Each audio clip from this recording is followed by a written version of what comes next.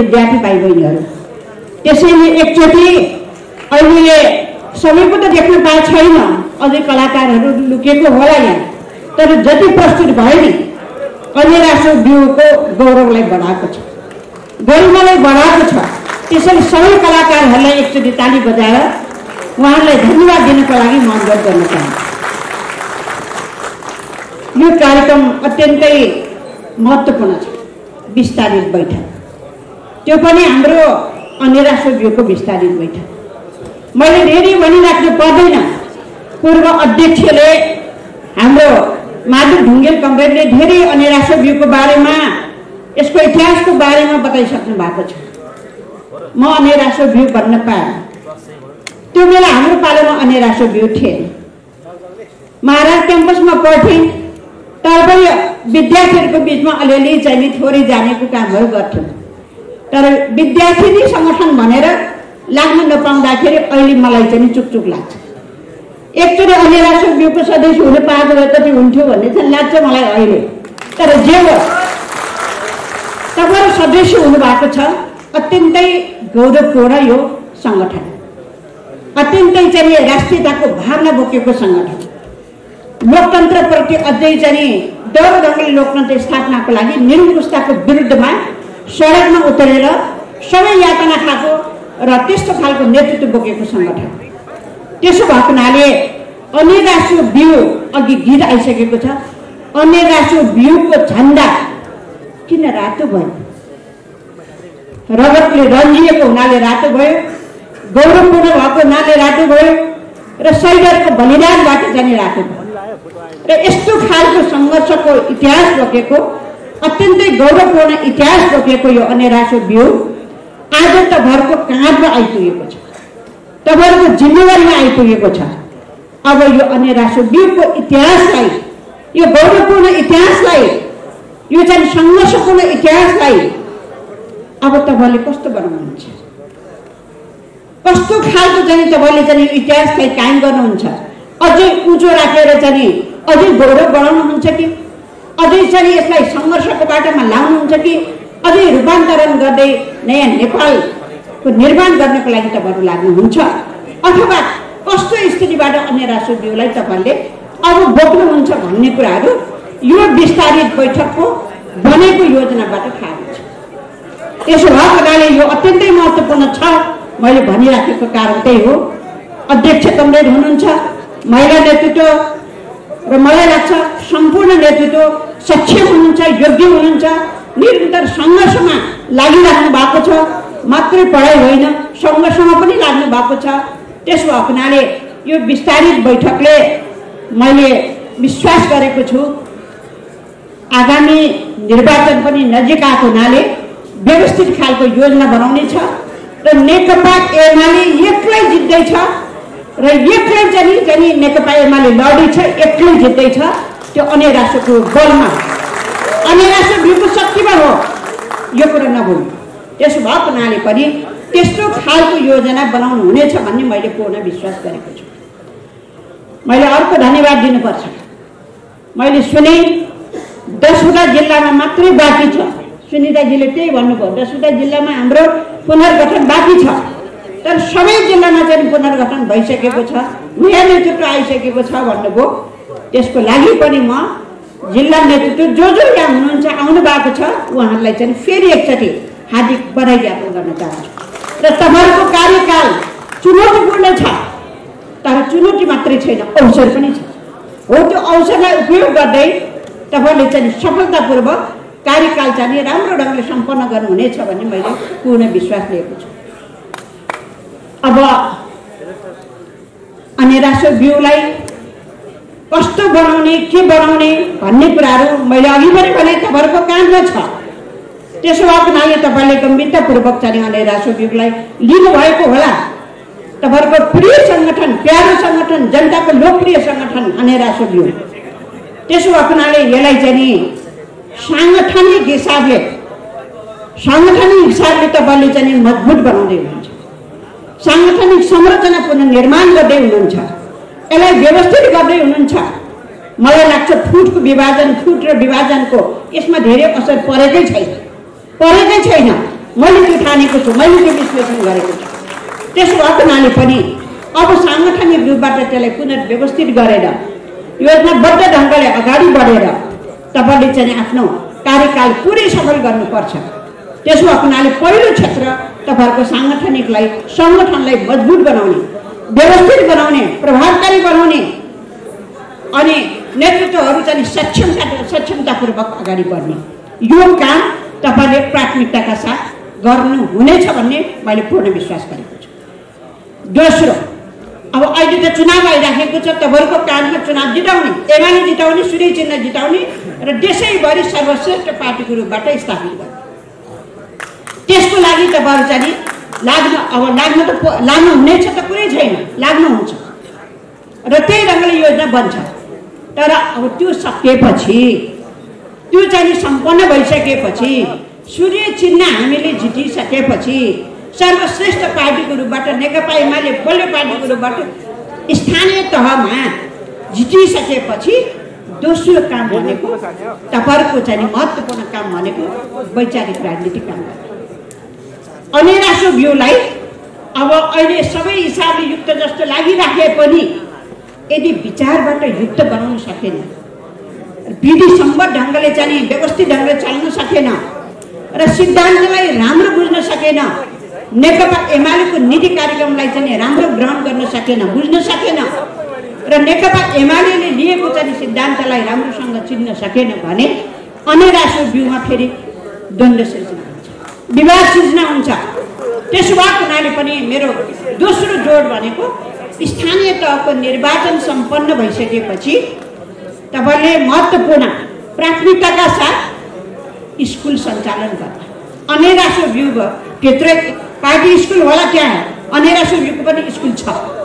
त्यो स्कुल विभागले चाहिँ प्रशिक्षण सुरु गर्ने, सैद्धान्तिक प्रशिक्षण सुरु गर्ने, विचारको प्रशिक्षण सुरु गर्ने र अनेरासो भ्यूलाई चाहिँ खुराक दिने, अनेरासो भ्यूको शक्तिलाई अझै मजबुत बनाउनको लागि, शक्तिशाली बनाउनको लागि, सुदृढ बनाउनको लागि, विचारयुक्त बनाउनको लागि र विचलित नहोस् भन्नको लागि राजनीतिक वैचारिक प्रशिक्षण चाहिँ तपाईँले गर्नै पर्छ।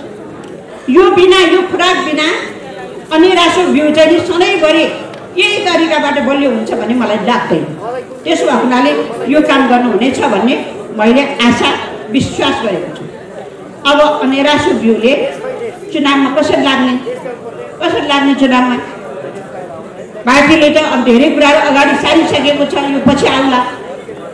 राष्ट्रिय राजनीतिको बारेमा हाम्रो आदरणीय अध्यक्ष कमरेड आउँदै हुनुहुन्छ, उहाँले नै सम्पूर्ण कुराहरू राख्नुहुनेछ। अब चुनावमा अनेरासो भ्यू कसरी लाग्ने त भन्ने कुराहरूमा मलाई थोरै कुराहरू राख्न मन लाग्छ। खास गरिकन अनेरासो भ्यूले मैले अघि पनि भने नि जिताउने यो दायित्व चाहिँ गम्भीर दायित्व तपाईँहरूको काममा भएको हुनाले योजना मसिनो बनाउनुहोस्, विश्लेषण गर्नु, स्थितिको राम्रो विश्लेषण गर्नु। कसरी विश्लेषण गर्ने भन्ने लाग्न सक्छ।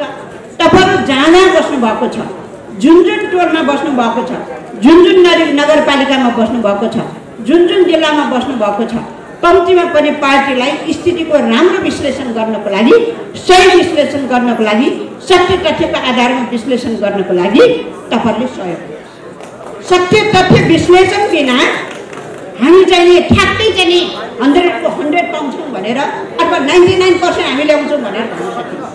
त्यसो भएको हुनाले पनि हामीले सत्य तथ्य विश्लेषण गर्नुपर्छ। तपाईँहरू जहाँ बस्नु भएको छ पार्टीलाई त्यो ढङ्गले एउटा सहयोग गर्नु जरुरी छ, एक नम्बर।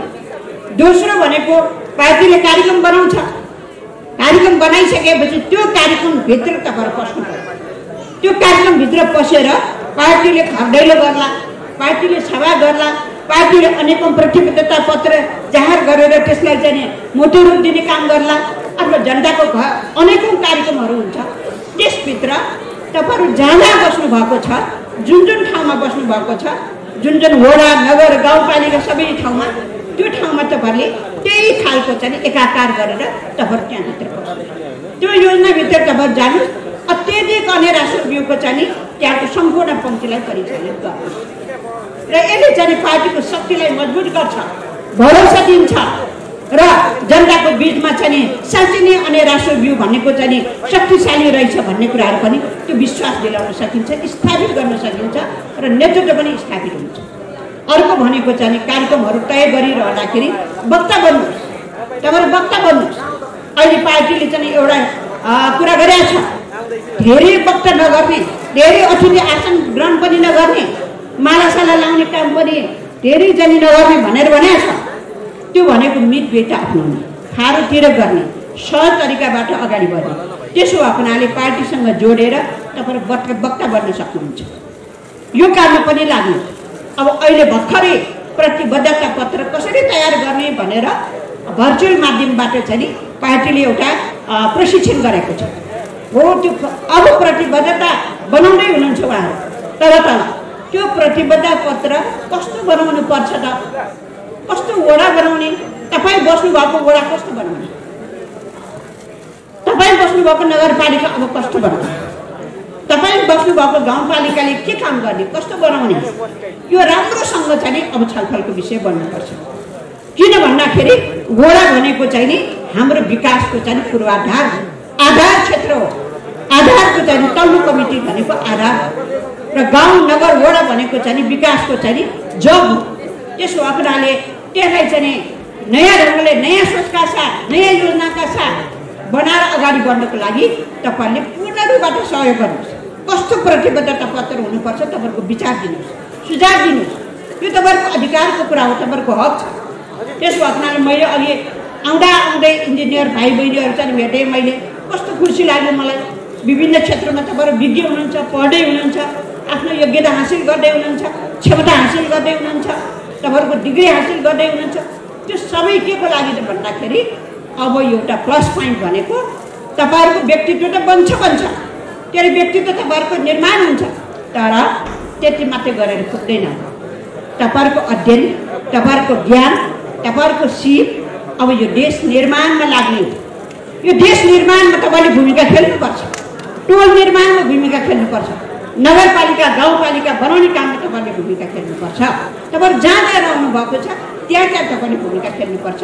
तपाईँहरूको ज्ञान, तपाईँहरूको सिप, तपाईँहरूको कला, तपाईँहरूको कौशल, तपाईँहरूको भूमिका यो राखेर तपाईँले चाहिँ अब स्थानीय तहमा चाहिँ अब धेरै पनि समय छैन, प्रचारको पनि धेरै समय छैन। 30 गते त हामीले ठ्याक्कै भोट हाल्नै पर्छ। त्यसो भएको हुनाले चाहिँ 27 गतेदेखि मौन अवधि सुरु हुन्छ। हो यो बाँकी समय चाहिँ जसरी योजना बनाएर अगाडि बढ्छ त्यसमा सक्रियतापूर्वक लाग्नुहोस्। 1 नम्बर काम।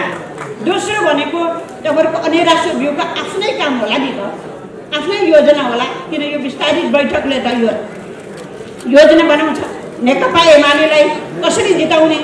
मेरो वडा मै पनि लगाइरहेको छु, अनेरासो भ्यूको बागमतीले दिएको मेरो वडा म जिताउँछु, मेरो पालिका म जिताउँछु। गर्वका साथ हामी भनिरहेको छु, अत्यन्तै गर्वका साथ।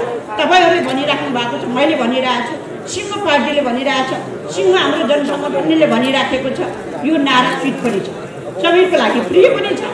त्यसो भएको हुनाले अनेरासो भ्यूको विस्तारित बैठकबाट जे योजना बन्छ त्यो योजनालाई पालना गर्नुहोस्, त्यो निर्देशनलाई पालना गर्नुहोस्। तपाईँलाई चित्त नबुझ्न सक्छ, यो नभए यो भएको होला अथवा यस्तो भएको राम्रो हुन्थ्यो होला भन्ने लाग्न सक्छ। तर यति बेला चाहिँ त्यो सम्पूर्ण कुरा छोडिदिनुहोस्। जस्तो योजना बन्छ, जे योजना बन्छ विस्तारित बैठकबाट त्यो योजनालाई तपाईँले आत्मसात गर्नुहोस्, अगाडि बढाउनुहोस्, लागू गर्नुहोस्। मैले भन्न खोजेको चित्त दुखाएर मैले भनेको भएन भनेर बस्ने बेला छैन होइन। चित्त सामुरो बनाएर मैले यस्तो भनेको थिएँ भुवाउँदै भएन अब म गर्दिनँ भनेर बस्ने बेला छैन। किन एमाले जिताउनुपर्छ, हाम्रो प्रिय पार्टी जिताउनुपर्छ। के को लागि जिताउने? देश बनाउनलाई जिताउने। त्यसो भएको कुराले अनेरासो भ्यूको धेरै महत्त्वपूर्ण भूमिका छ, निर्णायक भूमिका छ। त्यसो भएको हुनाले तपाईँहरूसँग थितबाट एकताबद्ध भएर अत्यन्तै योजनाबद्ध ढङ्गले तपाईँहरू चाहिँ कोही पनि अलिअलि बिरामी छ भने पनि अहिलेदेखि योग गर्नुहोस्, ध्यान गर्नुहोस्, स्वस्थ मन बनाउनुहोस्, शरीर स्वस्थ बनाउनुहोस्। त्यसले तपाईँहरूको रोग सोग सबै हट्छ। चुनाव आइराखेको छ, म रोगी छु, मलाई यस्तो दुखिया छ भनेर बस्नु फुर्सदै छैन। त्यसो भएको हुनाले योग र ध्यानले चाहिँ अलिकति कमजोर त्यो शरीरलाई तगडा बनाउँछ भन्छन्। म पनि अलिअलि गर्छु। त्यसो भए पनि तपाईँहरूले पनि अहिलेदेखि स्वस्थ मन बनाउने, स्वस्थ शरीर बनाउनको लागि निर्वाचनमा सम्पूर्ण हिसाबले 1 सेकेन्ड पनि फुर्सद नलिकन खट्नको लागि शरीर पनि स्वस्थ र तगडा हुनुपर्छ। यसको लागि तपाईँहरू आजदेखि लाग्नुहोस्। हो यसरी लाग्यो भने मलाई लाग्छ हाम्रो खटाइको अगाडि यो 5 दलको गठबन्धन केही पनि लाग्दैन मलाई। किनभने नि हामीलाई गठबन्धन गर्नै परेको छैन। हामी एक्लै छौँ, तर हामी आत्मविश्वासका त भनिरहेछौँ। हामी एमाले जिताउँछौँ भनिरहेछौँ, हामी सर्वश्रेष्ठ पार्टी बनाउँछौँ भनिरहेछौँ, हामी एक्लो निर्वाचन गर्छौँ, एक्लै जित्छौँ भनिरहेछौँ। हो त्यो आत्मविश्वास, त्यो दृढता खोइ त अरू पार्टीको। त्यसैले केपी कमलले भन्नुभयो नि टौल चाहिँ नि 5 दल एकातिर र एमाले एकातिर राख्दाखेरि त ठुलै चाहिँ तराजु फरक छ। आत्मबल छैन उहाँहरूसँग, विश्वास छैन उहाँहरूसँग। 5 दल एकातिर छ, किन चाहियो 5 दल? आफ्नै ढङ्गले लड्न तयार हुनु पर्यो नि निर्वाचन भनेपछि। त्यो पनि आँट छैन। त्यसैले अब धेरै भनिराख्नु जरुरी छैन। मलाई लाग्छ हामी सर्वश्रेष्ठ पार्टी हुने हो, जित्ने हो, एक्लै जित्ने हो। त्यसैले त्यो दृढ भावनाका साथ तपाईँ हामी निर्वाचनमा खट्नै पर्छ, लाग्नै पर्छ। मैले भन्नु खोजेको 5 दलले के गर्ला? ल 5 दलले त यसो भनेको छ, 5 दलले त उसो भनेको छ भनेर त्यतातिर चिन्ता लिनु जरुरी छैन। किन भन्दाखेरि नेपाली काङ्ग्रेसको पनि हालत त देख्यौँ नि त। आज नेपाली काङ्ग्रेसको प्रधानमन्त्री शेरबहादुर देउवाजी, मैले त्यस्तो खालको ढङ्गले भन्न खोजेको होइन, तर शेरबहादुर देउवाजी चाहिँ नि प्रधानमन्त्री भएको कति पटक भयो? 5 पटक हो। 5 पटक होइन, 5 पटक चाहिँ यो देशको प्रधानमन्त्री हुने अनि देशको चाहिँ हालत चाहिँ नि यस्तो ठाउँमा चाहिँ नि पुग्ने कस्तो होला? त्यसो भएको हुनाले क्षमता नराखिकन हिजोको जस्तो निरङ्कुश व्यवस्था होइन यो। हिजोको जस्तो चाहिँ व्यवस्था यो त्यस्तो खालको चाहिँ अधिकार नभएको व्यवस्था पनि होइन। खुल्ला दिलले, खुल्ला वातावरणका साथ, नयाँ योजनाका साथ साँच्चै नै काम गर्छु भन्यो भने त मजासँग काम गर्न सक्ने बेला पनि। तर आज 5 चोटि चाहिँ यो देशको प्रधानमन्त्री भएर पनि हाम्रो हालत चाहिँ नेपालको हालत कस्तो छ? अहिले माधव ढुङ्गेलले भन्नुभयो नि हाम्रो आर्थिक स्थिति कस्तो छ, हाम्रो चाहिँ भौगोलिक स्थिति के छ, दुःख कस्तो छ, कति विभेद छ, कति अन्याय छ, कति असुरक्षा छ, यो खालको भोगिराखेका छ। त्यसो भएको हुनाले पनि आत्तिन जरुरी छैन। अब हामी नेकपा एमाले र नेपाली काङ्ग्रेस एक्लै आउँदाखेरि ल प्रतिस्पर्धा गरौँ न भनेर भन्नेसम्म हो हाम्रो चाहिँ नेकपा एमाले र नेपाली काङ्ग्रेससँग। तर अब नेपाली काङ्ग्रेस पनि अब त 5 दलको गठबन्धन नगरिएको त हुँदैन, तलैसम्मै गर्नुपर्ने स्थिति आयो भन्छ। अब प्रचण्ड माधव नेपाललाई त धेरै के भन्नु जस्तो लाग्छ मलाई। किनभने नेपाल कम्युनिस्ट पार्टी बनाइरहेको कुराहरू बुझाएको छु म। यो बागमती प्रदेशको चाहिँ इन्चार्जको हिसाबले सबै कुराहरू हामीले देखेका छौँ, बुझाएको छौँ।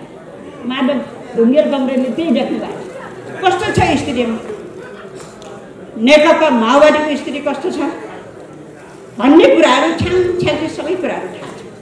त्यसो भएको हुनाले नेकपा माओवादीको पनि आँट छैन, हिम्मत छैन, एक्लै चुनाव लड्ने साहस छैन, आत्मविश्वासै छैन। अनि त्यस्तो पार्टीले देश बनाउँछु म प्रधानमन्त्री हुनलाई म हुने देश बनाउने भन्ने कुरा पत्याउन सकिन्छ। योभन्दा अगाडि पनि देखेकै हो नि त। त्यसो भएको हुनाले चाहिँ धेरै कुराहरू अब कुरा काटेर जस्तो हुन्छ, धेरै कुरा पनि नगरौँ, आफ्नै कुरा गरौँ, आफ्नै पार्टीको कुरा गरौँ भन्ने लाग्छ मलाई। अब यस पार्टीको त धेरै कुरै न। अब हामीले चाहिँ के भन्यौँ भन्दाखेरि त्यो बेला केशरजंग रायमाझीले कम्युनिस्ट आन्दोलनलाई ढुजा बनाएकै हो, फुटाएकै हो, कमजोर बनाएकै हो, जाल जेल गरेकै हो। अनि त्यस्तो गरेर बल्ल बनेर एकीकृत भएर अगाडि बढेको कम्युनिस्ट पार्टीलाई झन् बलियो बनाएर अगाडि बढाउनु पर्ने बेलामा त्यस्तो खालको चाहिँ पार्टी फुटाउने नेता चाहिँ जन्मेकै हो नि त इतिहासमा। अब त नजन्मेला, 54 सालसम्म जन्मियो, पार्टी फुटाउँदै हिँड्ने, 54 सालसम्म जन्यो। नेकपा एमाले दुःख गरेको, त्याग गरेको, अत्यन्तै चाहिँ खाइ नखाइ बचाएर पार्टी बनाएको यो यस्तो खालको पार्टी हो। त्यसो भएको हुनाले अब फुटाउनु हुँदैन, एकीकृत ढङ्गले जानुपर्छ भनिरहँदाखेरि फेरि चाहिँ माधव नेपाल, अब मैले धेरै भन्नु चाहिँ पर्दैन, 15 वर्षसम्म महासचिव भएर काम गर्नुभएको। 15 वर्षसम्म। अब 15 वर्षसम्म यो पार्टीमा काम गर्नुभएको महासचिव भएर, अनि यो पार्टीको चटक्कै माया केही छैन उहाँलाई, चटक्क छोडेर अनि आफ्नो भाग लिएर जे जस्तो छ भाग लिएर चाहिँ उहाँले पार्टी फुटाउनु। म एकदम प्रश्न राख्न चाहन्छु, पार्टी फुटाउने कुरा अपराध हो।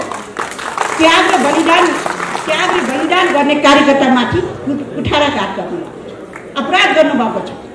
दुःख गरेर अनि त्याग गरेर जेलनेर खाएर, यातना खाएर, टाउको फुटाएर, विद्यार्थीले टाउको फुटाएन कि आन्दोलनको दौरानमा, अनि राष्ट्रव्यापी आन्दोलनको दौरानमा लागिरहँदाखेरि त्यस्तो गरेर चाहिँ पार्टी निर्माण गर्ने, अनि मलाई यो भएन, मलाई त्यो भएन, मलाई यो चाहियो, के खोज्नु भएको? त्यस्तो गरेर चाहिँ पार्टीलाई चटक्कै चाहिँ टुक्र्याउन सक्ने, फुटाउन सक्ने त्यो खालको दुस्साहस उहाँले लिन्छ। हामीले त भन्यौँ पार्टी फुटाउने काममा म चाहिँ सिग्नेचर गर्न सक्दिनँ। दुःख गरेर, त्याग गरेर, सम्पूर्ण कुरा खाइ नखाइ गरे सम्पूर्णले चाहिँ त्यसो गरेर भूमिगत राखेर अनेकौँ गरेर पार्टी नेताहरूलाई चाहिँ हुर्काएको, बचाएको जनताले, सर्वसाधारणले, अनि आज त्यो सबै कुरा बिर्सिनु के को लागि?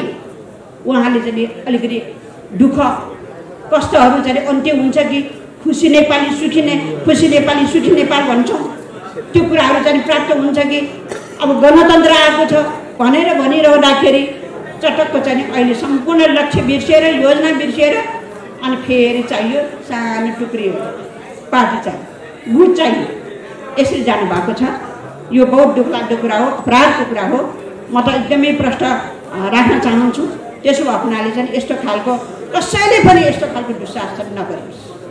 र त्यसो भएको हुनाले अब हामीले एकी अनेरासो भ्यूभित्र पनि चित्त नबुझेको कुराहरू हामी पार्टी कमिटीभित्र सिस्टममा चल्ने हो, पद्धतिमा चल्ने हो, लागेका कुराहरू खुल्ला जस्तो ढिलले राख्ने हो। चित्त त बुझ्दैन नि त। घरमा त आमा बाउसँग छोराछोरीको कुरा मिल्दैन अचेल, अनि छोराछोरीको कुरामा आमा बाउको कुरा मिल्दैन, अनि त्यसमा त्यो बिचमा के गर्नुपर्छ? समझदारी गर्नुपर्छ। आमा र छोराछोरीको बिचमा, बाउ र छोराछोरीको बिचमा समझदारी बनाउनुपर्छ घर चलाउनलाई। यति बेला यो त पार्टी हो नि त बाबा। अनि यो पार्टीको बिचमा, पार्टीमा चाहिँ अनेकौँ चाहिँ कोणबाट कुराहरू आउँदैन, विचार आउँदैन, त्यो त आउँदै पर्छ नि। तब न छलफल हुन्छ, तब न सुदृढ पार्टी बन्दै जान्छ, तब न चाहिँ फेरि नयाँ नीति योजनाहरू बन्दै जान्छ। त्यसो भएको हुनाले अब हामीले अनेरासो भ्यू किन्न होस् अथवा पार्टी किन्न नहोस्, कुनै पनि जनसङ्गठनमा चित्त नबुझेको कुरा छ भने पनि तपाईँ कुन कमिटीमा हुनुहुन्छ त्यो कमिटीमा राखेर बहस गर्ने, अन्तरसङ्घर्ष गर्ने।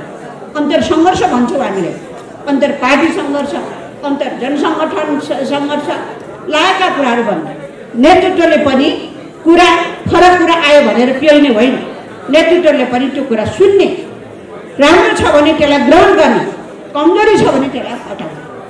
यो खालको पद्धतिबाट हामी चल्न किन सक्दैनौँ? यही हो नि त कम्युनिस्ट पार्टी चलाउने। र त्यसमा पनि मैले भने नि अरू पार्टीमा पनि त्यो हुनैपर्छ, तर कम्युनिस्ट पार्टी त्यसमा पनि नेकपा एमाले भित्र यो सिस्टम छ, यो अहिले पनि छ हो। यसलाई चाहिँ हामीले जीवित राख्नु पर्यो, व्यवस्थित गर्नु पर्यो, र फरक मत पनि सुन्न सक्ने, फरक विचार पनि सुन्न सक्ने, अल्पमत बहुमत भन्छौँ हामीले, त्यो प्रणालीभित्र विश्वास गरेर त्यसरी छलफल गरेर टुङ्ग्याउन सक्छौँ नि त। पार्टीले फुटाउनु पर्ने त्यो तहसम्म अबको दिनमा कोही पनि जानु हुँदैन, मेरो प्रश्न राख्नु। त्यसो भएको हुनाले पनि पार्टीलाई एकताका साथ हामी अगाडि बढाउनुपर्छ, एकता बनाएर अगाडि बढाउनुपर्छ। हाम्रो सामु अहिले म त त्यस्तो ठान्दिनँ। अहिले के भन्छ भन्दाखेरि एमाले एक्लै लड्नु परेको छ, एमाले एक्लै छ, बिचरा एमाले है यत्रो चाहिँ ठिच्चिया छ, भारले 5 दलको भारले ठिच्चिया छ। अनि चारैतिर घेराउ गरेका छ। एमाले कसरी उम्किन्छ होला भनेर चाहिने नचाहिने कुतर गरिरहेको छ। भ्रम फैलाइराखेको अवस्था छ। अटाउने खालको स्थिति बनाइराखेको छ। अनि त्यसपछि अलमलाउने स्थिति बनाएको छ। त्यो कुनै पनि कुरामा टुक छैन, कुनै तर्क छैन, कुनै टुक छैन। तपाईहरु कसैको कुरा पनि अलमलिन जरुरी छैन। नेकपा एमाले सक्षम पार्टी हो, विचारयुक्त पार्टी हो र अत्यन्तै चाहिँ जनताको लागि, देशको लागि लामो समयदेखि काम गर्दै आएको पार्टी हो र देश निर्माणको लागि अत्यन्त समर्पित भावनाले, त्यागको भावनाले अगाडि निरन्तर अगाडि बढेको पार्टी हो। यो नमुना धेरै छन्, धेरै नमुना छन्, धेरै उदाहरण छन् भनिराख्नु पर्ने। त्यसो हुनाले चाहिँ कुनै पनि यो चुनावभरि अनेकौं भ्रमहरू फैलिन सक्छ। नेकपा एमालेको कार्यकर्तालाई कमजोर बनाउनको लागि, नेकपा एमालेको कार्यकर्ताहरूले चाहिँ अहिले त लहर चलेको छ, अहिले चाहिँ प्रवेशको लहर चलेको छ। नेकपा एमाले जित्नुपर्छ भनेर लागेका छन्। हो त्यो भ्रम चाहिँ त्यसबाट चाहिँ आत्तिया छन्, त्यसबाट आत्तिया छन्। हिजो तपाईँले देख्नुभयो नि जुम्ला जस्तो ठाउँमा त्यत्रो चाहिँ जनसागर चाहिँ उत्रिन्छ होला भनेर मलाई चाहिँ अलि लागेको थिएन। तर जनताको चाहिँ कस्तो मनस्थिति रहेछ, नेकपा एमालेप्रति कत्रो विश्वास रहेछ, कत्रो त्यागका कुरा रहेछन्, कति दुःख सहन सक्ने कुरा रहेछ नेकपा एमालेलाई जिताउनको लागि। त्यसैले आज चाहिँ हिजो चाहिँ अब जुम्ला जस्तो त्यस्तो अप्ठ्यारो ठाउँमा त्यत्रो चाहिँ भेला भयो, त्यत्रो प्रवेशको कुराहरू अहिलेसम्म आउन सक्नु भएको छैन। बिहानदेखि उहाँको घरमा होस् जहाँसुकै होस् प्रवेशको लहर चलेको छ, व्यापक चलेको छ। त्यो प्रवेशको लहरले नेकपा एमालेलाई शक्तिशाली बनाउँदैछ, कमजोर बनाएको छैन, अस्तव्यस्त बनाएको छैन, व्यवस्थित बनाउँदैछ र नेकपा एमालेको पक्षमा जनलहर छ। र यो स्थानीय तहको चुनावमा नेकपा एमाले जित्नै पर्छ। यो स्थानीय तहको चाहिँ विकास निर्माणको काममा नेकपा एमाले नेतृत्व गर्नुपर्छ भन्ने विश्वासका साथ, त्यो भावनाका साथ अहिले चाहिँ लागिरहेको छ। त्यसो भएको हुनाले यसलाई हामीले त्यही ढङ्गले चाहिँ बुझ्न जरुरी छ भनेर मैले भन्न चाहेको थियो। अब कमरेडहरू अलिकति पार्टीको बारेमा मलाई राख्नुहुन्छ। पार्टी, हाम्रो पार्टी नेकपा एमाले, तपाईहरु अनिरासो बिउ पार्टी र अनिरासो बिउ भनेको हाम्रो नङ र मासु भन्छ नि, हाम्रो नङ र मासु जस्तो जोडिएको कुरा। पार्टी एकातिर, अनिरासो बिउ अर्कोतिर, अथवा जनसङ्गठन एकातिर, पार्टी अर्कोतिर हुन सक्छ। नङ र मासु जस्तो जोडेरै जानुपर्छ। मैले भन्न खोजेको के भन्दाखेरि पार्टीले अँगालेको सिद्धान्त, विचार, पद्धति, प्रणाली, नीति, योजना, यसभित्र अनिरासो बिउ अगाडि बढ्नै पर्छ, चल्नै पर्छ। हो, अनिरासो बिउको आफ्नै विधान छ, आफ्नै चाहिँ सङ्गठन छ, आफ्नै चाहिँ सबै कुराहरू होला। तर पनि नङ र मासु जोडेर त्यसो नेतृत्व भन्छ नि, यो ढङ्गले चाहिँ काम गरेर जान सक्नुपर्छ। त्यसैले अनिरासो बिउले नेकपा एमाले कस्तो पार्टी हो भन्ने कुराहरू अत्यन्तै बुझ्न जरुरी छ। कमरेड बुझ्न जरुरी छ। नेकपा एमालेको कसैलाई सोध्यो भने अहिले नेकपा एमाले मार्गदर्शक सिद्धान्त के हो भन्यो भने थाहा छैन भन्ने छ। अनि नेपाल कम्युनिस्ट पार्टी एमाले भन्नु पनि गाह्रो मान्छे भन्न नजानेर अनि अर्को ठोक पनि भन्छ। अर्को भनेको चाहिँ नि अब मार्क्सवादी दर्शनमा आधारित नेकपा एमाले अनि जनताको बौद्धले जनवादबाट निर्देशित अगाडि बढेको नेकपा एमाले कस्तो त भनेर बुझिरहँदाखेरि, सोधिरहँदाखेरि अलमलेको अवस्था देखिन्छ। मैले भन्न खोजेको यो कुराहरू नेकपा एमाले अँगालेको अहिले अस्ति भर्खरै चाहिँ 10औं महाधिवेशन भयो, विधानको छुट्टै महाधिवेशन भयो, अनि नेतृत्वको छुट्टै महाधिवेशन भयो। स्पष्ट रूपबाट विधान तय भएको छ, नीति कार्यक्रम तय भएको छ, राजनीतिक प्रतिवेदन आएको छ। हो, यसमा आधारित भएर अहिले त म भन्दिनँ, अहिले त कमरेडहरूलाई छुटै छ, तपाईँहरूको पढ्ने फुर्सद छैन, अचेल अहिले फुर्सद छैन, किन चुनावमा लाग्नुपर्छ। तर चुनाव पछाडि पार्टीको दस्तावेज पढिदिनुहोस्, पार्टीले महाधिवेशनबाट पारित गरेको दस्तावेज पढिदिनुहोस् कम्प्युटर, तब मात्रै नेकपा एमालेलाई नजिकबाट, अत्यन्तै घनिष्ठबाट नजिकबाट बुझ्न सकिन्छ भन्ने लाग्छ। होइन भने नेकपा एमाले भनेको होइन लहै लहैमा चाहिँ बुझ्ने हो भने, पार्टीले राम्रोसँग चिन्न र बुझ्न सकेन भने हामीले चाहिँ नि अब पार्टीलाई कसरी बलियो बनाउने त? बलियो बनाएर मात्रै पुग्दैन, कसरी चाहिँ साँच्चै नै देश विकास गर्ने त त्यो पार्टीले भन्ने कुराहरूमा छलफल गर्ने, विचार विमर्श गर्ने, अगाडि बढ्ने सवालमा समस्या आउँछ। त्यसो भएको हुनाले म कमरेडहरूलाई के भन्न चाहन्छु भन्दाखेरि, तपाईँले नेकपा एमालेलाई नजिकबाट बुझिदिनुहोस्। त्यो भनेको नेकपा एमाले अगाडि सारेको विचार, नेकपा एमाले आत्मसात गरेको सिद्धान्त, खास गरिकन मार्क्सवादी लेनिनवादी दर्शन जीवन दर्शनको रूपबाट हामीले ल्याएको छौँ। हाम्रो जीवन दर्शन हो त्यो। त्यसलाई सृजनात्मक प्रयोग गर्ने भनेर जनताको बहुदलीय जनवादलाई आत्मसात गर्छ। सृजनात्मक रूपबाट प्रयोग गर्ने जब भने के मदन भण्डारीले त्यो बेला ल्याउनु भएको होइन। मार्क्सवाद र लेनिनवादलाई नेपालको धरातलमा कसरी सृजनात्मक प्रयोग गर्ने भनेर 5औं महाधिवेशन, नेकपा एमालेको 5औं महाधिवेशनमा व्यापक छलफल भयो। छलफल भइसकेपछि सोभियत रुस ढल्यो। सोभियत रुस त ढलेकै हो नि त। सृजनात्मक प्रयोग गर्न नसकेकै कारणले गर्दाखेरि आज रुस चाहिँ ढल्यो। त्यत्रो कम्युनिस्ट शक्तिशाली देश यस्तो पनि त हुँदो रहेछ नि त। त्यसो भएको हुनाले हामीले अत्यन्तै सोची विचारी फुकी चल्नुपर्छ। त्यो सृजनात्मक प्रयोग गरेर चाहिँ मार्क्सवादी दर्शन लेनिनवादी सिद्धान्तलाई हामीले आत्मसात गर्नुपर्छ भनेर जनताको बहुदलीय जनवाद मार्फत हामीले त्यसलाई लागू गर्नुपर्छ। त्यसरी अगाडि बढाएको, त्यसबाट विकास गर्ने, त्यसबाट निर्माण गर्ने कुराहरू, त्यसमा चाहिँ आत्मनिर्भरका कुराहरू, त्यसमा न्यायका कुराहरू, समानताका कुराहरू, अनि त्यसमा चाहिँ सबै खालको विभेदहरूलाई अन्त्य गर्ने कुराहरू, अनि दलाल पुँजीहरूलाई विस्थापित गरेर राष्ट्रिय पुँजी निर्माण गर्ने कुराहरूदेखि लिएर सामाजिक न्याय स्थापित गर्ने कुराहरू, तमाम खालका कुराहरू त्यसभित्र छ। त्यसैले जनताको बहुदलीय जनवाद मार्फत हामीले नयाँ नेपाल निर्माण गर्ने हो, हामीले समृद्धि देश निर्माण गर्ने हो, हामीले समाजवादको लक्ष्य प्राप्त गर्ने हो। त्यस भएको हुनाले पनि अब हाम्रो जिम्मेवारी अनेरा सब्युको जिम्मेवारी मात्रै अनेरा सब्यु बनाएर पुग्दैन। पार्टीसँग जोडेको हुनाले यो देश निर्माणसँग, देशको निर्माणसँग जोडेको हुनाले कमरेडहरू तपाईँले चाहिँ के गर्नुपर्छ त भन्दाखेरि यो देश बनाउने कसरी हो। हिजो त लामो समय हामीले देश बनाउने जिम्मेवारी नै पाएन नि, त्यो स्थिति नै बनेन नि।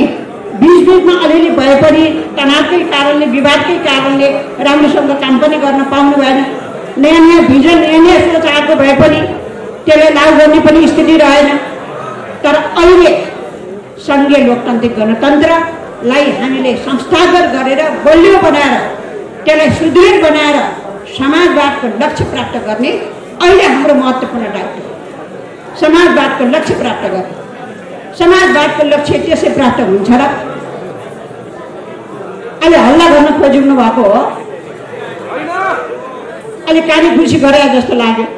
यो सिद्धान्तको अलिक सैद्धान्तिक कुराहरू, अलिकति विचारको कुरा भएको हुनाले पनि लाग्न सक्छ, काम गर्नलाई अप्ठ्यारो लाग्न सक्छ।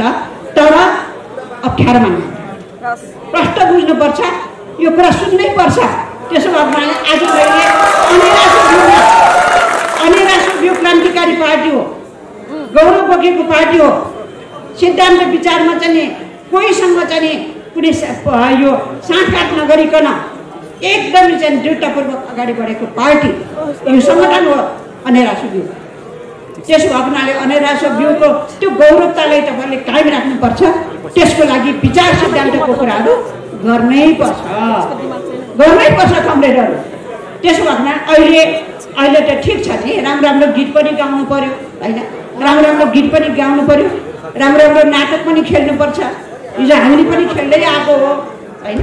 यो चाहिँ यो खालको सांस्कृतिक चाहिँ माहौलहरू सिर्जना गर्नु पनि पर्छ। सांस्कृतिक रूपान्तरणमा अघि भाइले चाहिँ बैतडीको भाइले राम्रो गीत गाउनुभयो। यो सांस्कृतिक रूपान्तरणको चाहिँ पक्ष हो। राम्रो नयाँ गीतहरू, जनताका गीतहरू, पार्टीका गीतहरू, रूपान्तरणका गीतहरू होइन, विभेदमुक्त गीतहरू, यस्तो गीतहरू गाएर हामीले सांस्कृतिक रूपान्तरणको क्षेत्रमा योगदान गर्नुपर्छ नै, यो काम गर्नै पर्छ। तर यतिले मात्रै गणतन्त्र बलियो हुँदैन कमरेड, यतिले मात्रै चाहिँ लोकतन्त्र बलियो बनाउन सक्दैन र यही कुराले मात्रै समाजवादको लक्ष्य पनि प्राप्त हुँदैन। मैले किन यो जोड गरिराखेको भन्दाखेरि सामन्ती व्यवस्था डल्यो अथवा राजतन्त्र डल्यो। अब राजतन्त्र छैन, हामी भनिरहेछौँ, हामी ढुक्क छौँ, राजतन्त्र छैन अहिले। तर राजतन्त्र नभए पनि सामन्ती अवशेषहरू तपाईँ हाम्रो दिमागमा छ, मेरो दिमागमा पनि छ, तपाईँहरूको दिमागमा पनि छ, हामी सबैको दिमागमा सामन्ती अवशेषहरूको त्यो जरा अहिले पनि काम गर्छ। त्यसो भएको हुनाले समस्या के रहन्छ त भन्दाखेरि हामी लोकतन्त्रलाई जसरी बुझेर रूपान्तरण गर्नुपर्ने, जसरी लोकतन्त्रलाई सुदृढ बनाउनु पर्ने, जसरी गणतन्त्रलाई चाहिँ जनमुखी बनाउनु पर्ने, सेवामुखी बनाउनु पर्ने, त्यो खालको काममा लाग्न सक्दैन। भन्न खोजेको के भने दुनियाँ हामी बदल्ने भनेर भन्छौँ, देश बदल्ने भन्छौँ, देश नयाँ ढङ्गले बनाउने हाम्रो काममा छ। तर हामी आफै बदल्या छैन, हामीभित्र सामन्ती चिन्तनहरू छन्, हाम्रो अवशेषहरू छन् अनि हामीले चाहिँ आफूलाई चाहिँ रूपान्तरित गर्न सक्दैनौँ। हाम्रो शैली, हाम्रो सोचहरू, हाम्रो व्यवहारहरू अझै पनि भड्डापन छ, विभेदकारी छ। त्यसो हुनाले गणतन्त्रको कुरा गरिरहँदाखेरि सैन्य लोकतन्त्र गणतन्त्रलाई बलियो बनाउनुपर्छ भनिरहँदाखेरि कमरेडहरू हामीले चाहिँ हाम्रो आफ्नो सोचहरू बदल्नै पर्छ, रूपान्तरित गर्नै पर्छ, नयाँ सोच बोक्नै पर्छ। नयाँ नेपाल बनाउने हो भने नयाँ सोचको जरुरी छ, नयाँ भिजनको जरुरी छ र नयाँ योजनाको जरुरी छ। त्यसो भएको हुनाले नेकपा एमाले मात्रै यो बनाउन सक्छ, नेकपा एमालेसँग मात्रै यो भिजन छ, नेकपा एमालेसँग मात्रै यो योजना छ।